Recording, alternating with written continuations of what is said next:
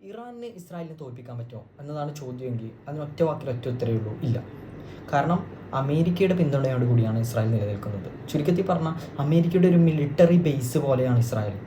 എന്ന് വെച്ചാൽ ചുറ്റുമുള്ള GCC രാജ്യങ്ങൾക്ക് ചുറ്റും അമേരിക്ക ഒരു ബേസ് കൊണ്ടുവച്ചതുപോലെയാണ്. അമേരിക്കയുടെ ആയുധങ്ങൾ, അമേരിക്കയുടെ ടെക്നീഷ്യൻസ്മാർ ഇസ്രായേലിൻ്റെ വില കുറച്ച് കാണുന്നില്ല. ഇസ്രായേലിൻ്റെതായ എല്ലാ സംവിധാനങ്ങളും ഉണ്ട്. പക്ഷേ അവരൊറ്റയ്ക്ക് നിലനിൽക്കാൻ അവർക്ക് പറ്റില്ല. കാരണം ചുറ്റും അവർക്ക് ശത്രു രാജ്യങ്ങളുണ്ടാകുമ്പോൾ എങ്ങനെയാണ് ഒരാൾക്ക് ഒറ്റയ്ക്ക് നിൽക്കാൻ സാധിക്കുക?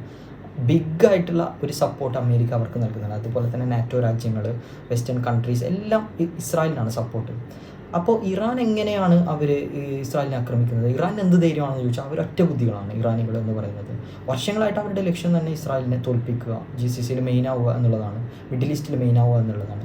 അതിൻ്റെ ഭാഗമായിട്ട് തന്നെയാണ് ഇപ്പോൾ അവർ നടത്തിയിരിക്കുന്ന ഓപ്പറേഷൻ. പക്ഷേ ഇറാന് ഒരുപാട് നഷ്ടങ്ങൾ ഇതിനു മുമ്പ് ഉണ്ടായിട്ടുണ്ട്. ഇറാൻ എപ്പോഴൊക്കെയോ ആണവ ശാസ്ത്രജ്ഞന്മാർ ചേർന്ന് ആണവായുധം ഉണ്ടാക്കാൻ ശ്രമിക്കുന്നു. അപ്പോഴൊക്കെയും അവരുടെ ശാസ്ത്രജ്ഞന്മാരെ ഇസ്രായേൽ തെരഞ്ഞു പിടിച്ച് കൊലപ്പെടുത്തിയിട്ടുണ്ട്. October 7 മുമ്പും ഇത് നടന്നിട്ടുണ്ട്, അതിന് ശേഷവും നടന്നിട്ടുണ്ട്. അവരുടെ പ്രസിഡന്റ് തന്നെ വിമാന അപകടത്തിൽ മരിച്ചിട്ടുണ്ട്, ഇബ്രാഹിം റൈസി. അദ്ദേഹം മരിച്ചത് ഹെലികോപ്റ്റർ അപകടത്തിലല്ല, മൊസാദ് കൊലപ്പെടുത്തിയതാണെന്നൊക്കെയാണ് ഇറാൻ ഇപ്പോഴും വിശ്വസിക്കുന്നത്. അതുപോലെ തന്നെ ഒരുപാട് റിവെഞ്ചുകൾ ഇറാന് ബാക്കിയുണ്ട്. അപ്പോഴാണ് ഏറ്റവും ലേറ്റസ്റ്റ് ആയിട്ട് ഇസ്രായേൽ കയറി അങ്ങോട്ട് ആക്രമിക്കുന്നത് ഇറാൻ്റെ ന്യൂക്ലിയർ ഫെസിലിറ്റീസ്, ഇറാൻ്റെ ടോപ്പ് ലീഡേഴ്സ് എല്ലാവരെയും ഇസ്രായേൽ കൊലപ്പെടുത്തി.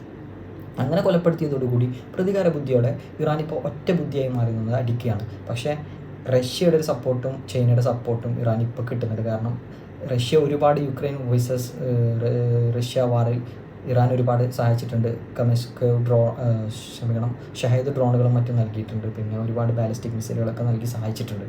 എന്നാൽ അതുപോലെ തന്നെ ചൈനയും ഇറാൻ്റെ സപ്പോർട്ടാണ്, റഷ്യ സപ്പോർട്ടാണ്, പിന്നെ നോർത്ത് കൊറിയൻ സപ്പോർട്ടൊക്കെ ഇറാനും അത്യാവശ്യം നല്ല രീതിയിലുണ്ട്.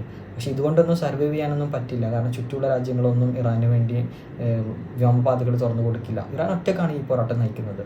ആയത്തുള്ള ഖമേനി എന്ന് പറയുന്ന അവരുടെ നേതാവ് എന്തെങ്കിലും സംഭവിക്കാനുള്ളതെല്ലാം നല്ലതിന് എന്ന രീതിയിലാണ് ഈ ഒരു ആക്രമണം അയച്ചുവിടുന്നത് എന്ന കാര്യത്തിൽ യാതൊരു സംശയമില്ല. ഇറാന് കൃത്യമായ പ്ലാനുകളുണ്ടോ അറിയില്ല. എന്നാൽ ഇസ്രായേലിന് ഒരു 100 വർഷത്തേക്കുള്ള പ്ലാനുകൾ ഇപ്പം തന്നെ ഉണ്ടാവും. അതുകൊണ്ടാണ് ടെഹ്റാനിൽ ഉൾപ്പെടെ രാജ്യത്തിനകത്ത് നിന്ന് ആക്രമണം നടത്താൻ മൊസാദിന് സാധിക്കുന്നത്. എന്നാൽ ഇറാൻ അതൊന്നും സാധിക്കില്ല.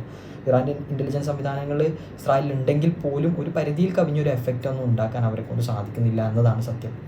ഇറാന് ഏറ്റവും കൂടുതൽ ചെയ്യാൻ പറ്റുന്ന ഹൈപ്പർസോണിക് മിസൈലുകൾ ഉപയോഗിച്ച് അടിക്കുക, പിന്നെ ഡ്രോണുകൾ പറത്തി വിടുക, പിന്നെ ഒരു ഏരിയൽ അറ്റാക്ക്, അല്ലാതെ ഒരു ഫൈറ്റർ ജെറ്റ് എടുത്തിട്ട് പോയിട്ട് അവിടെ അടിക്കുക, അതൊന്നും ഇറാനെ കൊണ്ട് നടക്കില്ല. ഇനി എന്തായാലും ഒരു തുറന്ന യുദ്ധത്തിനാണ് മിഡിൽ ഈസ്റ്റ് സാക്ഷ്യം വഹിക്കുന്നത്. ദിസ് ടൈം ഈ വാർ നീണ്ടു പോവുകയാണെങ്കിൽ അമേരിക്ക ഉറപ്പായിട്ടും ഇടപെടും.